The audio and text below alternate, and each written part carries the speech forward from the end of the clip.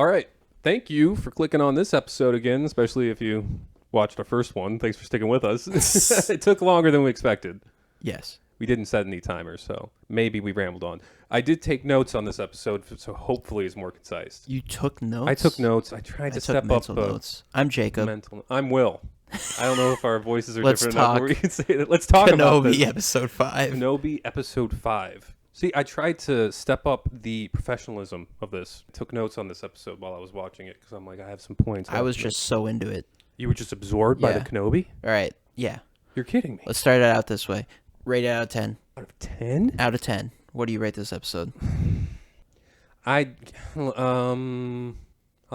it man, I'm going to seem so harsh if I say 6. 6? I'm giving this a solid 8. An 8?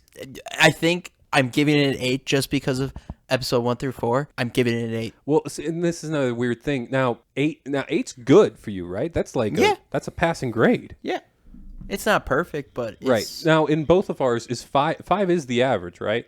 I wouldn't say average. I would say it's pretty meh. See, thank you, because I always feel the same way when I'm rating. Did you think this episode was meh? Well, I thought it was fine. Well, when you put it next to all the other episodes, I feel like it kind of followed suit. This is what I was expecting Kenobi to be. This episode. You're kidding me. I'm not kidding. Like, the action, the jam-packedness. But what was so great about the action? I'm trying to think back on the action. Dude, there's all action. Was it? Them, like, holding out in the, like, in the bunker hangar. or in the hangar thing that they're in. But it just seemed kind of... Oh, okay. Now I know what you mean. Okay. Because they get back, the pet droid things, the enemy spy, he cut the power, and now right. Vader followed them because of the tracker. And it's like the scene of Mandalorian where Reva comes down with the stormtroopers. They're trying to blast through the blast with doors. the heavy gun. Yeah, heavy gun, and then they're trying to fight it. It's just Wow. jam-packed. Now that you mention it, you're right. There is a lot more going on in this episode than any other episode. And I did not give it credit when I started. You're right. But I think maybe that changes to a 7 for me. It's going to be hovering around a 6 for me. Okay. I'll get into the reasons why. We'll talk about it. And it being the first episode that Obi-Wan is actually competent again. Yes. I wanted this way sooner. Yes. Way sooner. I want him to be igniting that lightsaber at every point he can. And I know you didn't watch Clone Wars, but like even from the prequel trilogy, you see this smart, calculating, confident Jedi Master. And in the first 4 episodes, first 3 definitely, you get this PTSD, like scared person. Episode 4, he comes out of it a little bit. I think they should have just moved this along way quicker because him being confident again. Episode 3, I think, like halfway through the show, he should have been confident back in his New York even groove, as it were. Beginning of episode 3, right? Or halfway through. Yes. Yeah. Episode 3 should have been the point where he got kind of his mojo back. I did not expect that terminology, but I like it. Got his mojo back. Seeing him confident again, awesome. You're right, and like we said, there was only 2 episodes left. What can you do with it? Exactly, and I think they did. In a weird way, they kind of set up for a finale at the end of this episode. Yes. So yes, they did set up for a finale. I'll give them credit on that. So like you said, yeah, it's pretty fast in the beginning. They go into a hangar. There's they get locked in there by the Empire.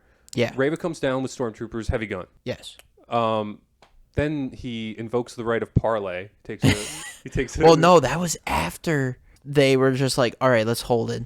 Let's hold in here. Because he's like, Vader's going to be impatient. He doesn't have the patience for a siege. Yeah. Which, I can't believe we didn't talk about. There's a flashback in this episode. Oh my God, that's right. They opened it up. What did you think about that?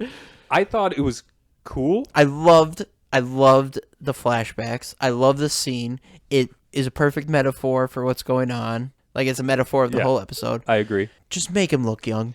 That was the weird bit. I thought that... Like, Obi-Wan looks like he did in episode 2. His bags are baggier, or his clothes are baggier. Yes. And he has that mullet going on. He has the mullet again. They put some hair dye in him, for sure. They made him blonde. Yeah, but he still kind of looks like what he did in episode 2. Yeah. Hayden clothes look like episode 2. Right. Hair looks like episode 2. Get rid of his crow's feet.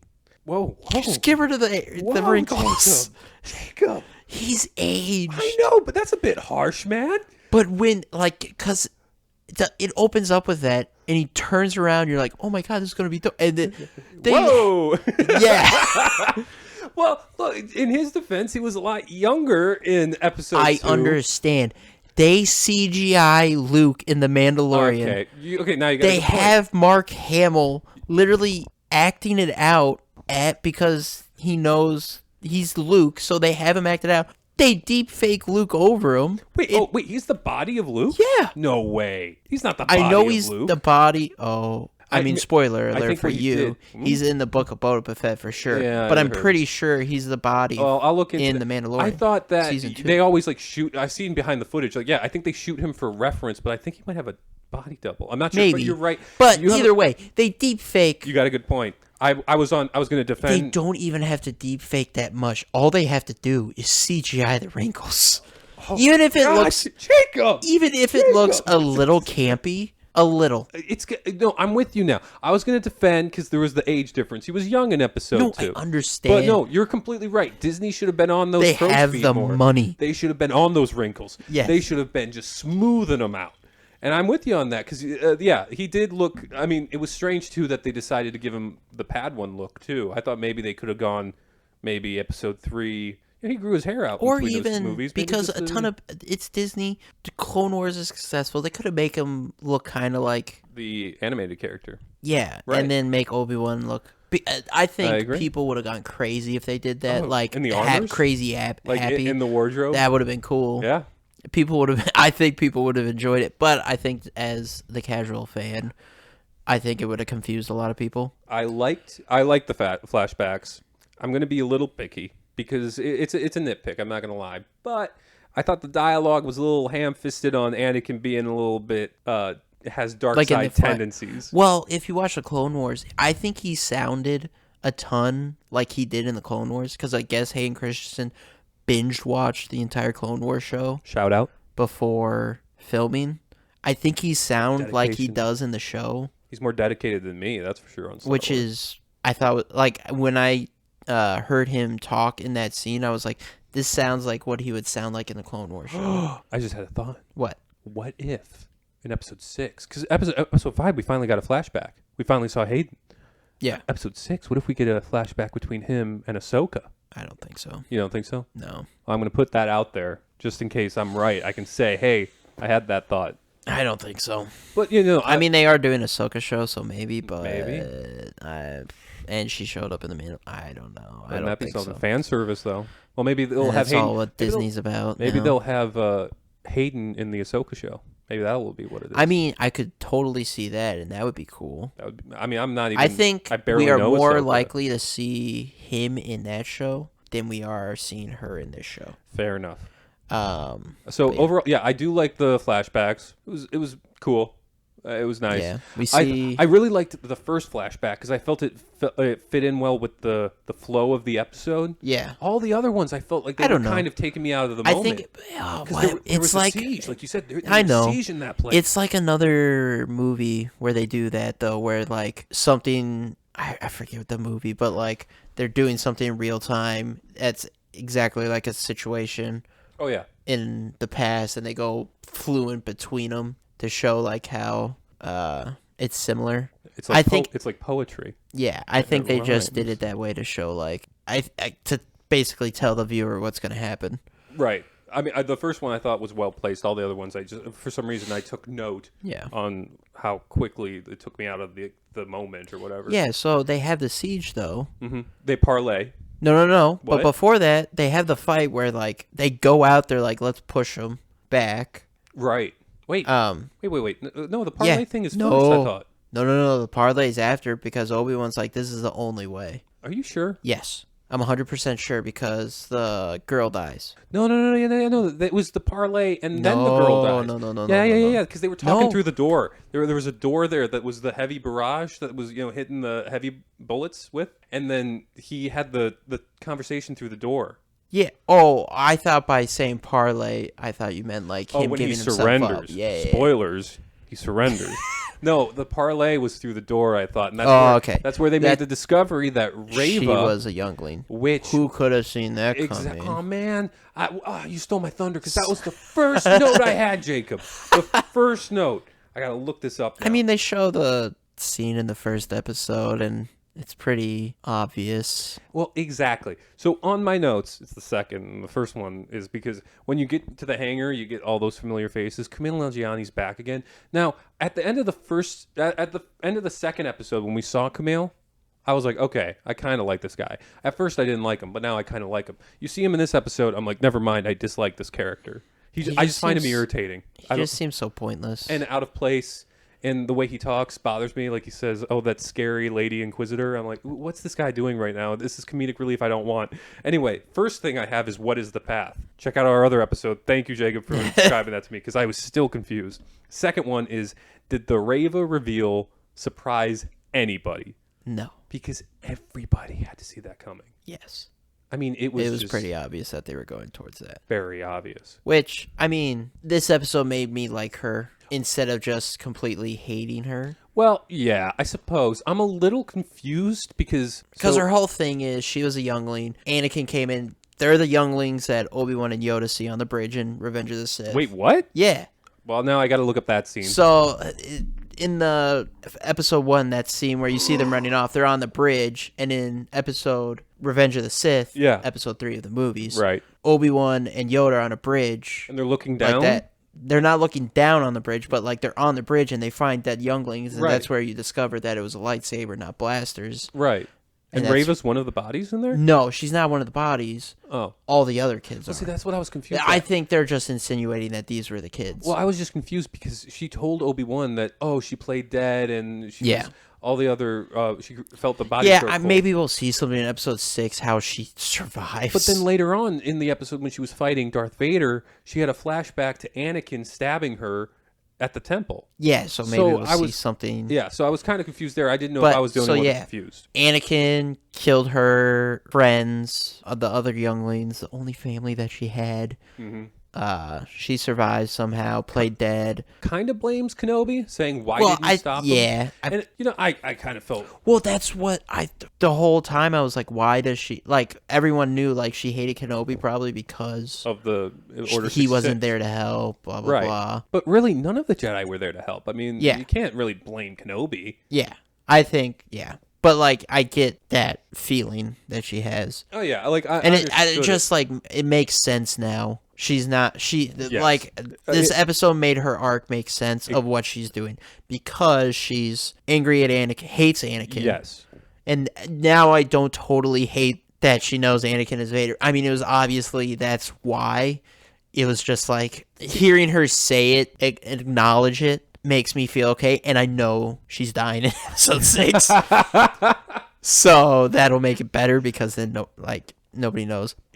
Her goal is to kill Vader. Right. Like, that's why she became an Inquisitor. That's why she killed the Grand Inquisitor to get closer to Vader, so she can be the Grand Inquisitor to get closer. Just everything she did now makes sense. Right. Now, here's the thing. You're right. It makes sense now. Unfortunately, it was very predictable. Which is okay. Okay. You're more lenient on that than I am, though, because I'm like, you know what? Like, it's fine now. It's Star Wars. Everything in Star Wars is pretty predictable. Well, I know, but, you just... If I had to sit through this, I wanted to know. I want my Vader and Kenobi show. I don't want my Reva show. Yeah, it just should have been a movie. Well, yeah, that's the thing, though, is that I don't really care that much about Reva, especially if it's that predictable. If it's from episode 1, you're like, why did they show the younglings? It's because of Reva. Everyone knew that. And it's built up for 4 episodes. Seems like it's going to be this big mystery, but then... Right. It's the thing we all knew it was going to be. Funnily enough, they say it in the parlay across the doors. He's like, well, that's how you knew Anakin was Vader. Like, he had to say that in the script. Yeah. So, yeah, after the parlay, they open the doors anyway, and then that's when the fighting starts. Yes. Cool.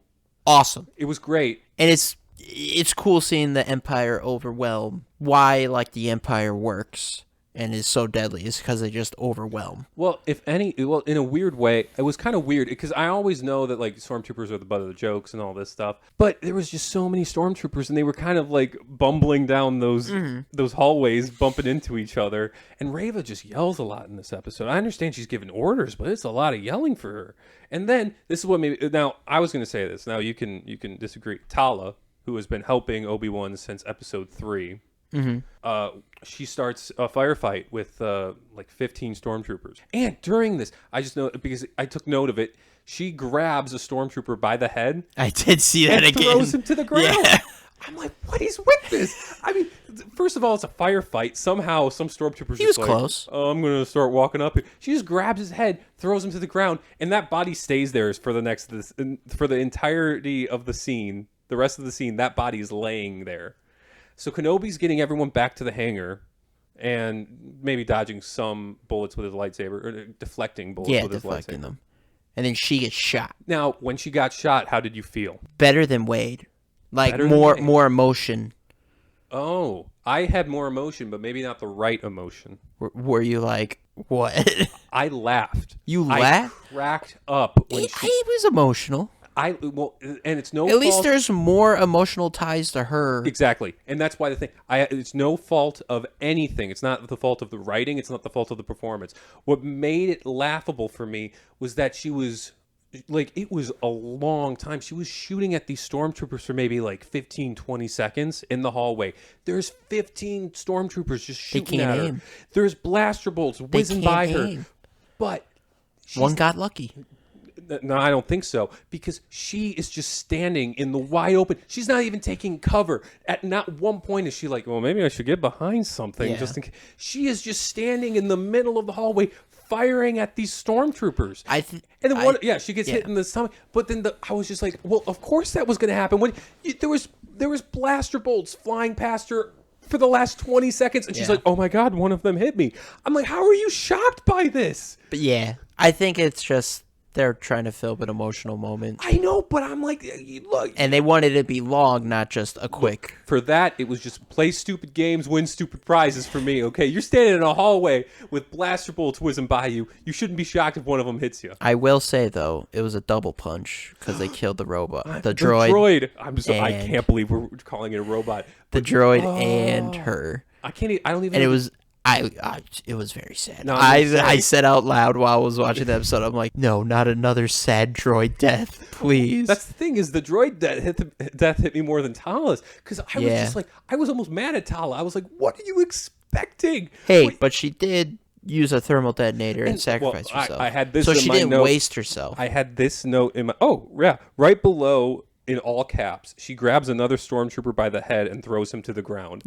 I have shipping droid is the best new character. He is the best new character. I was sad during that scene. But maybe she should try throwing the thermal detonator. But like they imply that it blew up the whole tunnel. Like incinerated the whole tunnel. But I mean, if you're gonna, it just seems strange to me. It does. I think she was just like, I'm on my way out, But I noticed it, but she's being dramatic at the final. Don't be dramatic. It's a drama. I get it. Well, by the way, they went hard on the drama during that death scene. Like, they were playing the Gladiator soundtrack or something. There were just choirs of voices. Yes. But unfortunately, I was just like, I couldn't take it seriously because I'm like, well, what did you expect was going to happen? There were 15 stormtroopers and you were just standing in wide open. Like, I was just mad at her. I couldn't see past my own blind rage. I was just upset. And so after that, Obi-Wan gets back into the hangar. They gave Princess Leia literally a Lego level to do because I thought that was the stupidest thing. Like at this point, I think they don't know what to do with her. Yeah. So they're just like, go fix the door. You're the only one that in this vent while everything's going on. It didn't seem like there was that much in the vent. No. Well, there was a ton of wires, but there was just this tiny little, Yeah, it's not like she had even if they made her have to crawl through the vent. That's actually a great point because she just sat there. It was like, my God. They said it was red. How can you not find it yet? But you're right, because they even say, like, Kumail Nanjiani, Haja, I know the name. Anyway, he says to Ice Cube's kid, he's like, hey, why don't you fix it? And he goes, I'm a little big for the vent. Yeah. He could have just crawled, like, it was only half, like... Stick half his body in. You could even just reach it with your arm. Yeah, it didn't seem like it was that hard of a task to do. Granted, she's 10-year-old. She doesn't know what she's looking at. I'm surprised that a 10-year-old figured it out finally. It just seems like they don't know what to do with her anymore. And also, during that scene, I think, did Lola try to attack her? Yes, and she's just like, oh, here's this... restraining bolt that she finally notices. I mean, it was on it since... Yeah, how do you not look at the droid while you're on your way back? She played with the thing all the time. She didn't think to play with it while they're on the way back to the planet? She was too... Wade's death just hung over them, Jacob. It was Wade's death. Sure. Now, here's the thing. They're back in the hangar, and then Obi-Wan says, okay, well, I know what to do. I'm going to surrender myself and save everyone by Which is a total Obi-Wan thing to do. Total Obi-Wan move, bro. Total Kenobi move. Yeah. But so he even gives his lightsaber up and all the holograms. Oh, there was even a side thing, and this was all just to set up the last episode. But he just goes to the side and he sees like a voicemail from Bail Organa saying, "I haven't heard from you." Oh, he gives him an exposition dump. There is. Haven't heard from you. I'll go save the boy if I don't hear from you. More happens in Bail Organa's voicemail than the first 4 episodes of Kenobi. He's just like, I haven't heard from you, all this stuff. I'm going to go to Tatooine because I know Luke's there. If Vader finds out about these children. He's telling all the secrets in that voicemail. Yeah, you would think they would have a secret code like, hey, I'm going to go shop for milk. If I don't hear from you. Shop for milk is go to Tatooine and protect Luke Skywalker. I'm going to go get some milk, okay? Like, I understand it's futuristic and there's secure lines and everything, but even with secure lines, they can still be seen. Oh, he was fast and loose with that voicemail. It's supposed to be the second best kept secret of these twins being Vader's kids. And he just throws it out there, like, no, with reckless abandon. Yeah, I mean, thank goodness he looked at the voicemail in private. If he looked at that in front of Leia, she'd just Which have a is ton of why, questions. I get why he gives it to, what's his face? Haja? Yeah, because he doesn't want the Empire to get it. Right. But at the same time, just destroy it. I'd say so. It's like a Mission Impossible mission. You choose to accept it. It's going to self-destruct. Yeah. You know you're about to get captured. Stuff's getting dicey. You can find another way to connect to him if you get out of it. Right. And if he can't... Also, what is the worst thing to happen if he can't get in touch with you? He gets Luke? Well, that's what I'm saying. I don't understand why he felt it was necessary to give him a voicemail of, hey, by the way, I'm just going to go to Tatooine. Like, well, I think it seems like he could have just went to Tatooine and wait for Obi-Wan's return. Like, Obi-Wan wasn't going to return his calls. He's not that kind of guy. I just think it's, hey, we can't let him fall. Right. And not because he's like the last hope yet, but just because he's like, hey, this kid's important. Like, we can't let the Empire get him. So I think that's just the rationale. Right. Is that and it sets up the finale very because he well even with says, Reva, like, Owen can't protect him. He's going to need help. Yeah. Man. So it makes sense. Just destroy the communicator. I'd say if so. you're in this dicey situation, just stomp it. Oh, what are you doing, Obi-Wan? Oh, nothing. Just stomp it. What's hilarious, too, is that I just noticed this because this is how he signed off his voicemail was he said to him that, I haven't really heard from you. I don't know how the mission's going and if you saved Leia and how she is. But he ends it with saying to Obi-Wan, I hope you're safe. I hope you both are. I'm like, well, yeah, we know that you hope Leia's safe. Like, you don't have to say that explicitly. Yeah. So, anyway, back to that. He is planning on surrendering himself to Reva because he knows that Reva is now hunting Anakin Skywalker, Darth Vader. Yeah, and he has this ingenious plan. He's like, hey, Vader's going to come. You can have him. Let's do this. But this is what makes it strange to me, right? Is because the whole point is that he says, I'm going to have Vader come down, and there's families in there. There's women, there's children. He's going to slaughter them all. Are you going to let that happen? I think the idea is, like, to get her to distract, like... I totally get it. But then it's strange because then you look at her actions in the last, 4 episodes, and she's been pretty ruthless to people. It's like... But now he knows her... I think... So he's playing mind games with her. She doesn't even realize. Yeah. He's like 5 moves ahead of her. It does seem a little sneezy of him to do, to use her like this. Well, when you really put it at, like, lay it out. But he's like using that, her. He is, definitely. But what was weird is, like, I'm like, she has no problem actually killing innocents. Like, she's done it in the past. That's what Inquisitors do. But the whole point is to Holding get up a to mirror? Vader. No, to get to Vader. Oh, okay. Yeah. It was just straight. I understood where he was coming from. Like, everything she has been doing is to get to Vader. Right. Well, she's taking her time, that's for sure. Well, it's a long time to get to Vader. He's a pretty recluse guy. And then, she should wait until he's in back to Bath. Kill him then. Exactly. But get that close to him. and then know his schedule. And then Vader comes. Vader comes down when the best part of the episode is about to happen. Okay, now I understand. The best part. What makes this an 8 out of 10? Okay, is what happens. See, because then the whole plan is like, yeah, I secured him in the bunker. Right. He's behind these doors. So Vader goes in. Obi-Wan dispatched the stormtroopers. How did Obi-Wan get out of the mess he was in when he was kneeling down in front of Reva? Him into the door, closed the door with I think 2 stormtroopers. Oh. And he just beat him up and ran away. Oh, it was like a wink, wink, nudge, nudge. You do you. Okay. Yeah. So because she can't let the stormtrooper know her intentions. So she's like, all right, just go secure him there. She waits for Vader, says, hey, Obi-Wan's in there secured. Vader walks in very fast, very let's fucking go. It's a brisk walk. He sees Obi-Wan's not there. And then, he walks in, the transport's going, launches, Force grabs it. Awesome. Just whips it down onto the ground. Not even lightly, just throws it. He did strain. I watched this with subtitles, and they did say Darth Vader straining. Well, it wasn't easy, but you could a ship, right? Launching, grabs it, throws it down on the ground, rips the side off. The side off. At this point, I was like, oh my god, this is awesome. Yeah, this is awesome, and you can just see him being angry, and then the other ship takes off. Right, and he's already spent. He's like, man, my force meter is just all the way down. Yeah, I can't do it twice in a row. I mean, look, that was a lot of work right there. And it was just cool. And then he's just standing there, you can just tell under the mask that he's just pissed. Pissed. He's that pissed where you're just not gonna say anything, and you know that you messed up. Because you were so angry you messed up, and you're like, if I was just a little bit more calm, right, I might have known that was a decoy.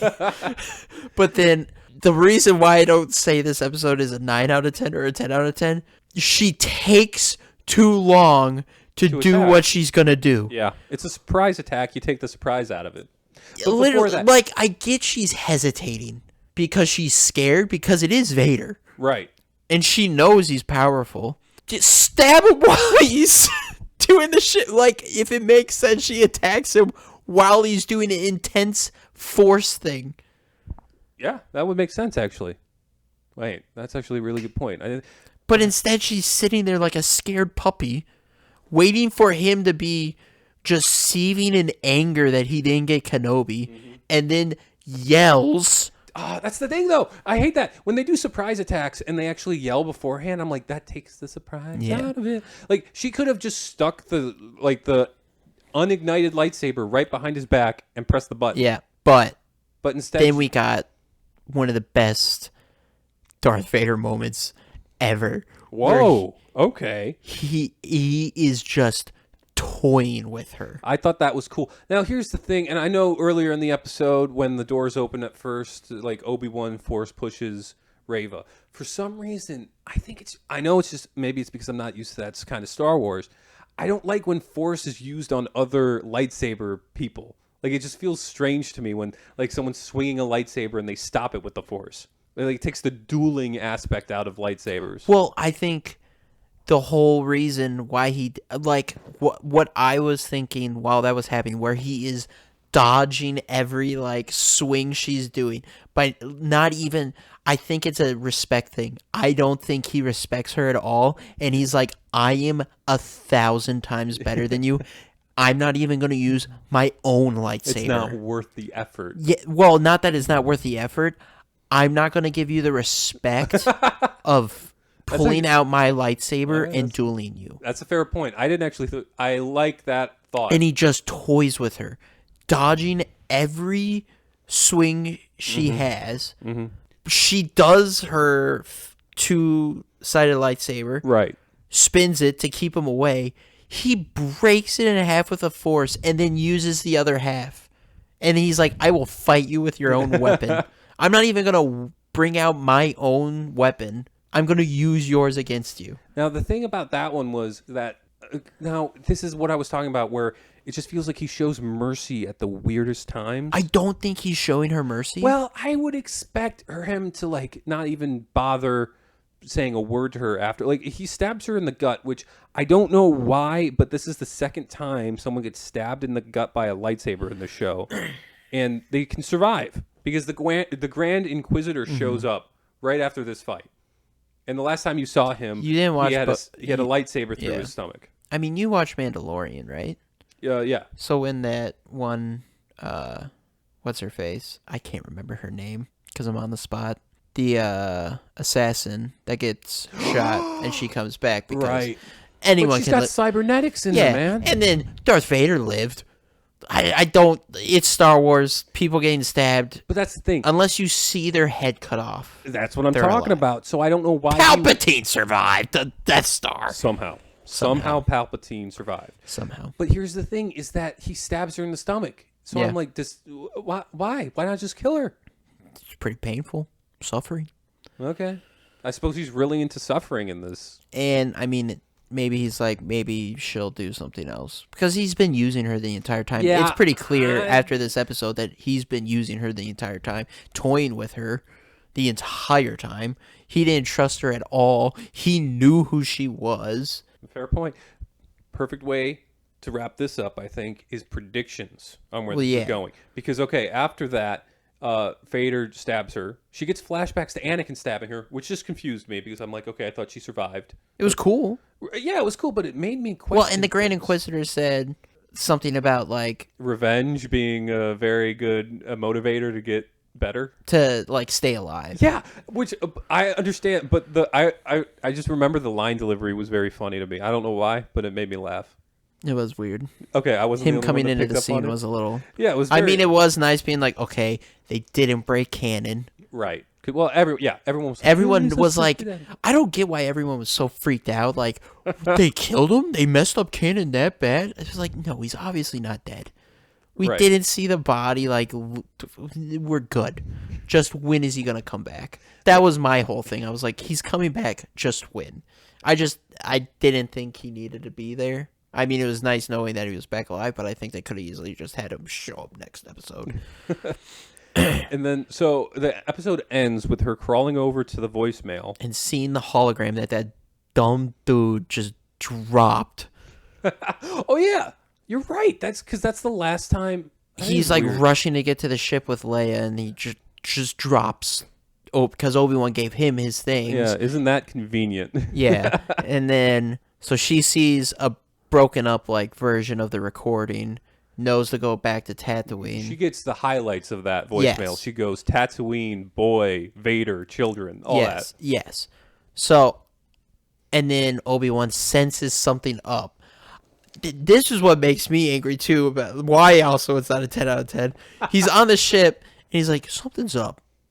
I don't know what, but something's up. Why doesn't he go get his things? Like, I get it's just been a tense situation and you got out of it, so maybe you're a little like adrenaline's pumping. Right. Go get your things. Go to Haja, be like, hey, do you have the things that I gave you? And if he sees, oh, I dropped a hologram somewhere, then be like, nuts. We got a problem. But it like, yeah. So, just that took me out of it a little too.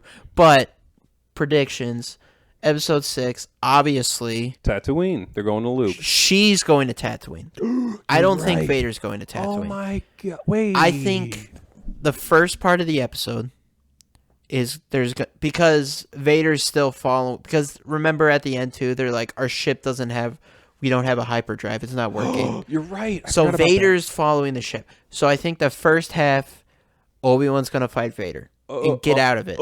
Like on the Imperial Star Destroyer? Somewhere. Okay. There's going to be the final showdown with Vader and Obi-Wan beginning of the episode. They're going to get out of it. Obi-Wan's going to take Leia back to Alderaan, find out that Bail went to get Luke, but receives a transmission or something that there's trouble on Tatooine. Yeah. Then the last part of the episode is going to be Obi-Wan going back to Tatooine, having to save Luke from Reva. Possibly killing her. Wow, that's a good prediction. I think just they're going to wrap up Vader. Wow. early. I think you're almost spot on, to be honest. Because I mean, I almost felt like after Reva getting stabbed, she almost like turned over a leaf or something, or they were gonna make her almost more of a protagonist in episode 6. No, I think they're just making her a full on. I don't know how to kill Vader, so I'm just gonna. Because I don't remember the transmission exactly, but I think she put 2 and 2 together that it's Vader's kids. Uh-huh. So I think she's just like, I'm gonna kill them. Wow. I think that's what's gonna happen. See, now that was the thing, is I was just struggling knowing what her motivation to go to Tatooine would be. Like, Yeah, if it would be a positive or a negative. I think it's a negative because it wouldn't make sense if Vader went to Tatooine. Right. It wouldn't make sense. So I think that's great. I think they might wrap up Vader and Obi-Wan like in the first 15 minutes. Wow. It might be epic. It might be a letdown. Maybe. But I think that's going to get wrapped up early. Go back to Tatooine, save Luke. Hey, maybe Owen will fight. Right. And then you're just going to end it where Obi-Wan's got his spunk back. and he's just back on Tatooine. Back like in the groove. Nothing happened. That's so great. I don't even want to share what I thought, because I was very vague in terms of... what do you think? I thought that she like turned over a new leaf, and I was kind of worried because I didn't understand how Obi-Wan was going to get to Tatooine, and I didn't understand because they don't the Empire doesn't even know about Tatooine. So I don't understand how things can be going on in Tatooine when only like 2 characters know about it, Obi-Wan and Reva. And Obi-Wan, like you said, he doesn't have hyperdrive, so he's going to be stuck fighting Vader. So yeah, I just didn't know how early on or when in the episode they would actually be getting to Tatooine. Because Reva doesn't even have a means of transport. I mean, it's like... but it's dire. It's Star Wars. She's just going to... I seriously think that's the end. So you still think... So is there any... In your opinion, would there be any redemption for Reva if that was it? Oh, she would just be a villain. I think... I mean, there might be a redemption in her, like, final words... But because, like, with what the Grand Inquisitor said at the end, I just think it's, like, because, like, the dark side kept him alive. That's how the dark side kept them all alive. The dark side keeps people alive. I think she's just going to go crazy revenge. Wow. See, I thought the opposite of that spectrum. I don't think she's, like, gonna... I think she might, in her final moments, be like, I was wrong. Like, as she's dying. My bad. But I think she's gonna go... nuts. That's even more nuts. See, I thought they were setting up for redemption for Reva, so I was very confused how they were going to pull what they were doing off. I mean, I don't know, but that's just what I think. All I know is a lot's going to happen. Do you think over or under 45 minutes, the runtime? Has to be over, right? I'm going to go under. I'm going to guess 42. For some reason, that's going to be what I think it's going to be. With credits or without credits? I'm going to say when you go to Disney Plus, they're going to say episode 6, 42 minutes. 42? 42. It has to be over 45. I mean, I've said this about every Disney Plus series. In the finale, I was like, it has to be super long. I don't get how they're going to wrap this up. Maybe. Watch it be an hour and a half. That would be awesome, because that means the Vader fight, in my theory, I think the Vader fight's going to be 40 minutes. Yeah, that's what I think. Well, I want a specific gamble that we can check back on when episode 6 drops. What you think the length is going to be? Oh, what I think? Yeah, I think I'm over. It's not going to be over an hour. No, I think maybe 50 minutes. 50, just straight number 50. All right. Well, we're going to actually check up on that when we do that episode. All right. So thanks for watching this one as well, or listening to it. Really appreciate it. Hopefully more is to come. Hopefully. Hopefully this doesn't ruin our confidence completely, where we just quit life and become recluse like Obi-Wan. Yeah, just go join a butcher factory and live in a cave. We get a cool pet camel. I didn't like that camel, actually, so I would turn that one down. I want a camel. Really? No. See, I knew that was a joke when you were saying that. That didn't have any validity to me. I can't believe we're ending on the hypothetical that we should have stopped 5 minutes ago. Not 5, maybe a minute ago. We're gonna cut this out. All right, so episode 6 gonna be wild. Hopefully, We'll be hopefully recording. not a letdown like every Marvel series finale I think's been. Way to end on a positive note, Jacob. I'm just, look, I want the best, but I'm also not going to want, I don't want to get hurt. I've been fooled too many times. Exactly. Well, hopefully it doesn't let us down. Yes. And we'll check in with you later. Next Goodbye. week, hopefully. Bye.